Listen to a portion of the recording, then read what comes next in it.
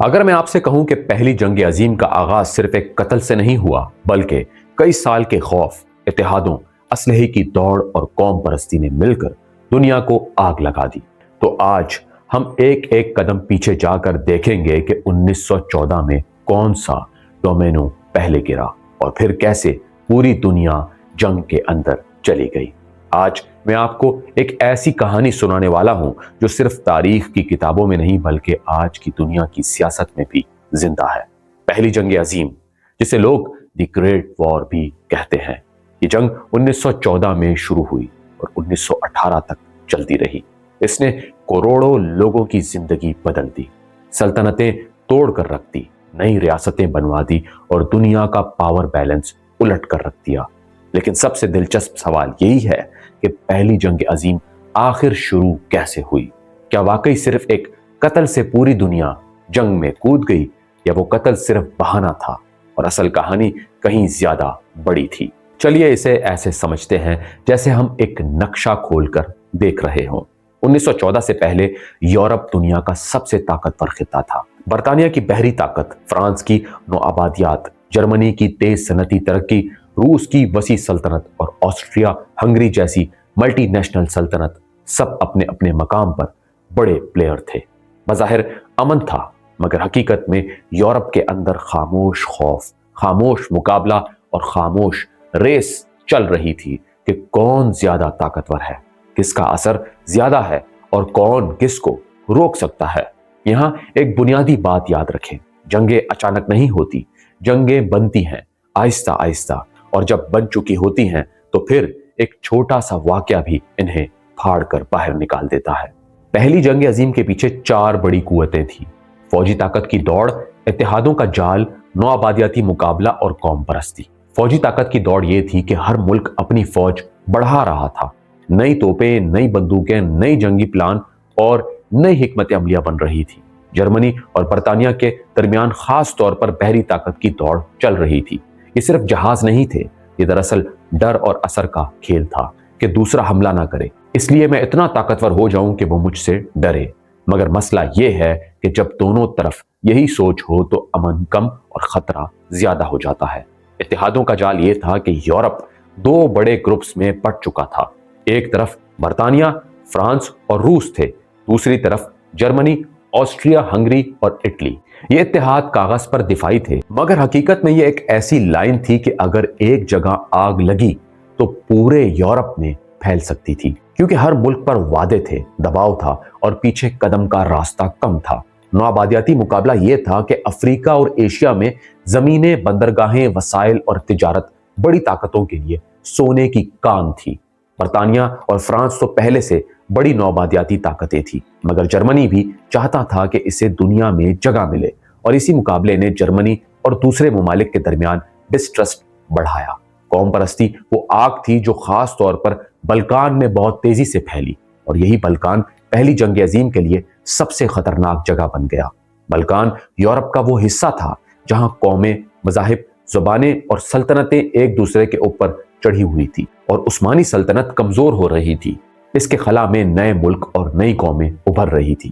یہاں ایک اور بات بہت اہم ہے، 1914 سے پہلے بھی یورپ میں کئی بڑے بحران آ چکے تھے جنہوں نے جنگ کی زمین تیار کی، مگر لوگ انہیں کم یاد رکھتے ہیں۔ 1905 اور پھر 1911 میں مراکش کے معاملے پر جرمنی نے فرانس کو چیلنج کیا۔ مقصد یہ تھا کہ فرانس کے اثر کو روکا جائے اور برطانیہ اور فرانس کے درمیان دوری ڈالی جائے، مگر نتیجہ الٹا نکلا۔ فرانس اور برطانیہ ایک دوسرے کے مزید قریب ہو گئے اور جرمنی کے بارے میں شکوک بڑھ گئے۔ پھر 1908 میں بوسنیا بحران آیا، جب آسٹریا ہنگری نے بوسنیا کو باقاعدہ ضم کر لیا۔ بوسنیا میں بہت سی سلاوی آبادی تھی اور سربیا اسے اپنی طرف دیکھتا تھا۔ روس بھی سربیا کی طرف جھکا ہوا تھا۔ اس واقعے نے سربیا کو غصہ دلایا، روس کو ناراض کیا اور بلکان کی سیاست میں بارود مزید بھر دیا۔ اس کے بعد 1912 اور 1913 میں بلکان وارز ہوئی، سرحدیں بدلی، نفرتیں بڑھی، اور سب سے اہم بات یہ کہ سربیا نسبتاً مضبوط ہو گیا، اور آسٹریا ہنگری کو یہی سب سے زیادہ خطرناک لگ رہا تھا، کیونکہ وہ خود ایک ایسی سلطنت تھی جس کے اندر مختلف قومیں تھیں، اور اگر سرب قوم پرستی پھیلی تو آسٹریا ہنگری اندر سے ٹوٹ سکتا تھا۔ अब बल्कान की असल गिरा समझें। सर्बिया में एक तस्वर था ग्रेटर सर्बिया, यानी ऐसे तमाम स्लावी इलाके जहां सर्ब लोग बसते हैं वो एक बड़े सर्बिया में शामिल होने चाहिए। और रूस में एक नजरिया था पैनस्लाविज्म, यानी रूस खुद को स्लावी कौमों का मुहाफिज समझता था। तो एक तरफ सर्बिया की कौम परस्ती, दूसरी तरफ रूस की सपोर्ट, और सामने ऑस्ट्रिया हंगरी का वजूदी खौफ। ये पूरा सिस्टम पहले से टेंशन में था। अब आते हैं इस वाक़े पर जिसे अक्सर लोग असल वजह समझ लेते हैं। 28 जून 1914 को ऑस्ट्रिया हंगरी के वली अहद आर्च ड्यूक फ्रांस फर्डिनेंड अपनी अहलिया के साथ सरायवो के दौरे पर थे। सरायवो बोस्निया का शहर है और बोस्निया इस वक्त ऑस्ट्रिया हंगरी के कंट्रोल में था। वहां एक नौजवान कौम परस्त ग्योरेलिव प्रिंस ने आर्च ड्यूक और इनकी अहलिया को गोली मारकर कत्ल कर दिया। अब जरा रुक कर सोचें, क्या एक कत्ल से पूरी दुनिया जंग में जा सकती है? अकेला कत्ल नहीं, असल में कत्ल ने वो काम किया जो चिंगारी बारूद के ढेर के साथ करती है। बारूद पहले से मौजूद था, इत्तेहाद, कौम परस्ती, असलहा, खौफ और पुराने बहरान। इस कत्ल के पीछे कौम परस्त नेटवर्क्स और ग्रुप्स की फिजा भी थी। ऑस्ट्रिया हंगरी ने इसे यूं देखा कि सर्बिया के अंदर मौजूद हल्के इस सोच को बढ़ा रहे हैं। सर्बिया ने रियासती सतह पर बराह रास्त जिम्मेदारी कबूल नहीं की, मगर ऑस्ट्रिया हंगरी के लिए यही एम्बिग्विटी काफी थी कि वो सख्त कदम उठा सके। इसके बाद शुरू होता है वो हिस्सा जिसे तारीख में जुलाई क्राइसिस कहा जाता है, यानी वो चंद हफ्ते जिनमें दुनिया जंग की तरफ फिसलती चली गई। ऑस्ट्रिया हंगरी ने सोचा कि अब हमें सर्बिया को सबक सिखाना है, वरना हमारी सल्तनत अंदर से टूट जाएगी। मगर इसे डर था कि अगर इसने हमला किया तो रूस सर्बिया की मदद को आ जाएगा। इसलिए ऑस्ट्रिया हंगरी ने जर्मनी से मजबूत यकीन दहानी मांगी, और यहां वो मशहूर बात सामने आई जिसे लोग ब्लैंक चेक कहते हैं, यानी जर्मनी ने ऑस्ट्रिया हंगरी को मुकम्मल हमायत की यकीन दहानी कराई कि तुम जो फैसला करोगे हम तुम्हारे साथ हैं। इस हमायत ने ऑस्ट्रिया हंगरी को मजीद सख्त होने का हौसला दिया। फिर 23 जुलाई 1914 को ऑस्ट्रिया हंगरी ने सर्बिया को एक इंतहाई सख्त अल्टीमेटम दिया। ऐसी शराइत जिनमें कुछ बातें सर्बिया की खुदमुख्तारी पर जर्ब लगती थी। 25 जुलाई को सर्बिया ने जवाब दिया और ज्यादातर शराइत मान ली, मगर चंद अहम नुकात पर मुकम्मल रजामंदी नहीं थी। अगर ऑस्ट्रिया हंगरी चाहता तो यही मामला ठंडा हो सकता था, मगर इसने इसे नाकाफी समझा और 28 जुलाई 1914 को सर्बिया के खिलाफ जंग का ऐलान कर दिया। अब रूस के सामने मसला था। अगर रूस सर्बिया को अकेला छोड़ देता तो स्लावी क़यादत और अपनी इज्जत को नुकसान होता, और अगर रूस हरकत में आता तो जर्मनी इसे खतरा समझता। चनांचा रूस ने मोबिलाइजेशन शुरू की, पहले जज्वी और फिर वसी। यहाँ एक बहुत अहम पॉइंट समझें, इस जमाने में मोबिलाइजेशन सिर्फ तैयारी नहीं थी, अक्सर ममालिक इसे हमले की अलामत समझते थे, क्योंकि फौजी मंसूबे इतने रिगिड थे कि जैसे ही एक मुल्क मोबिलाइज करता दूसरे को लगता अब ये हमला करने वाला है, और फिर दूसरा भी मोबिलाइज करने पर मजबूर हो जाता। और जब लाखों फौजी, ट्रेनें, सप्लाई लाइंस और प्लान हरकत में आ जाएं तो इन्हें रोकना मुश्किल हो जाता है।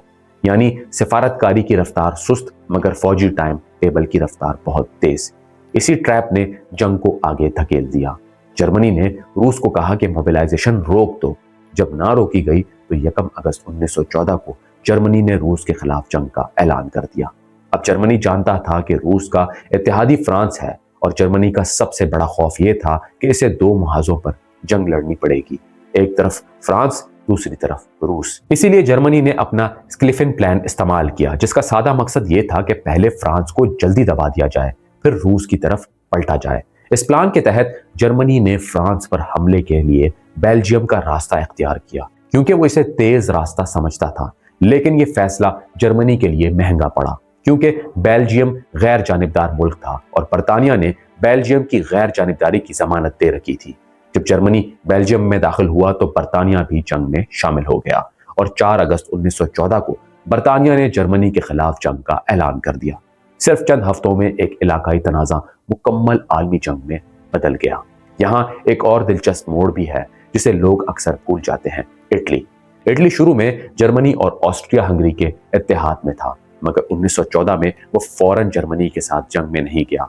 پھر 1915 میں اٹلی نے رخ بدل کر اتحادیوں کے ساتھ شمولیت اختیار کی۔ اس سے آپ کو سمجھ آتا ہے کہ اتحاد ہمیشہ مستقل نہیں ہوتے، مفادات بدلے تو اتحاد بھی بدل جاتا ہے۔ جنگ شروع ہونے کے بعد یہ صرف یورپ تک محدود نہیں رہی، کیونکہ یورپی طاقتوں کی نوآبادیات بھی تھی۔ افریقہ اور ایشیا میں ان کے مفادات تھے، سمندری راستے تھے، تجارت تھی، سپلائی لائنز تھی، بحری ناکہ بندی تھی، اور جیسے ہی جنگ بڑھی تو عالمی معیشت پر اثر پڑنے لگا۔ پھر عثمانی سلطنت بھی جنگ میں شامل ہوئی اور اس نے جرمنی اور اس کے ساتھیوں کے ساتھ شمولیت اختیار کی، جس سے جنگ مشرق وسطیٰ تک پھیل گئی۔ عراق، شام، فلسطین اور حجاز تک حالات بدلنے لگے، اور بعد کے برسوں میں اسی جنگ کے اثرات سے خطے کی سرحدیں اور سیاست نئی شکل سامنے لے آئی۔ پہلی جنگ عظیم کی سب سے خوفناک بات یہ تھی کہ یہ پچھلی جنگوں جیسی نہیں تھی۔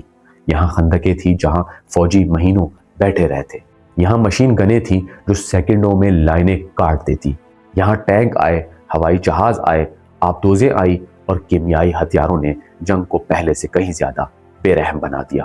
اس جنگ میں اندازاً 1 کروڑ سے زائد فوجی ہلاک ہوئے، اور اس کے علاوہ عام شہریوں کی موت، بیماری اور بھوک نے الگ تباہی پھیلائی۔ 1918 میں جنگ ختم ہو گئی، مگر ختم ہونے کا مطلب یہ نہیں تھا کہ دنیا واپس نارمل ہو گئی۔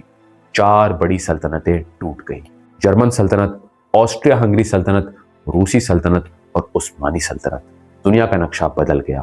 1919 میں معاہدہ ورسائے ہوا، جس میں جرمنی پر سخت شرائط لگی، بھاری تاوان لگا اور اس کی فوجی طاقت محدود کر دی گئی۔ یہ معاہدہ کاغذ پر امن تھا، مگر جرمنی کے اندر غصہ، بے چینی اور انتقام کے جذبات بڑھ گئے، اور بہت سے مورخین کے مطابق یہی حالات بعد میں دوسری جنگ عظیم کی بنیاد بنے۔ اب اگر ہم پوری کہانی کو سادہ الفاظ میں سمیٹیں تو حقیقت یہ ہے کہ پہلی جنگ عظیم کسی ایک گولی کی وجہ سے نہیں ہوئی۔ وہ گولی صرف چنگاری تھی، اصل آگ پہلے سے موجود تھی۔ قوم پرستی، اتحادوں کا جال، اسلحے کی دوڑ، نوآبادیاتی مقابلہ، مراکش کے بحران، بوسنیا کا تنازع، بلکان وارز، اور پھر جولائی کرائسس میں چند ہفتوں کے اندر اندر ایسے فیصلے اور ایسے ٹائم ٹیبل حرکت میں آ گئے کہ بریک لگانا مشکل ہو گیا۔ اور ایک انسانی زاویہ بھی ہے، اس وقت بہت سے لیڈرز سمجھ رہے تھے کہ جنگ مختصر ہوگی، چند مہینوں میں ختم ہو جائے گی۔ یہ ایک بہت بڑی غلط فہمی تھی۔ انہوں نے جنگ کی قیمت انسانوں کی موت اور تباہی کا اندازہ غلط لگایا، اور جب حقیقت سامنے آئی تو واپس پلٹنے کے لیے بہت دیر ہو چکی تھی۔ اس کہانی کا سب سے بڑا سبق یہی ہے کہ جب طاقت کے کھیل میں اتحاد، خوف اور عزت اکٹھے ہو جائیں تو ایک چھوٹا سا واقعہ بھی دنیا کو آگ لگا دیتا ہے، اور جب سفارتکاری وقت پر مضبوطی سے کام نہ کرے تو جنگی پلان سفارتکاری کو کچل دیتے ہیں۔ تو اگلی بار جب آپ دنیا میں کہیں کشیدگی دیکھیں، اتحاد بنتے دیکھیں، اسلحے کی دوڑ دیکھیں، قوم پرستی کے نعرے سنیں، تو پہلی جنگ عظیم کو یاد رکھیں، کیونکہ تاریخ بس پرانی کہانی نہیں ہوتی، یہ آئینہ ہوتی ہے، اور کبھی کبھی یہی آئینہ ہمیں آنے والے خطرے کی شکل پہلے ہی دکھا دیتا ہے۔ اور اسی لیے سرائیبو میں چلنے والی گولی نے صرف ایک شہزادے کی جان نہیں لی تھی، اس نے پوری دنیا کو یہ دکھا دیا تھا کہ جب بارود بھر چکا ہو تو چنگاری کتنی کافی ہوتی ہے۔ اس گولی نے جنگ پیدا نہیں کی، اس نے صرف وہ پردہ ہٹا دیا جو یورپ کے بارود پر پڑا ہوا تھا۔ جب طاقت، عزت، خوف اور اتحاد اکٹھے ہو جائیں تو پھر ایک چھوٹا واقعہ بھی پوری دنیا کو بدلتا ہے۔ سوال یہ ہے کہ کیا آج ہم اسی راستے پر تو نہیں چل رہے؟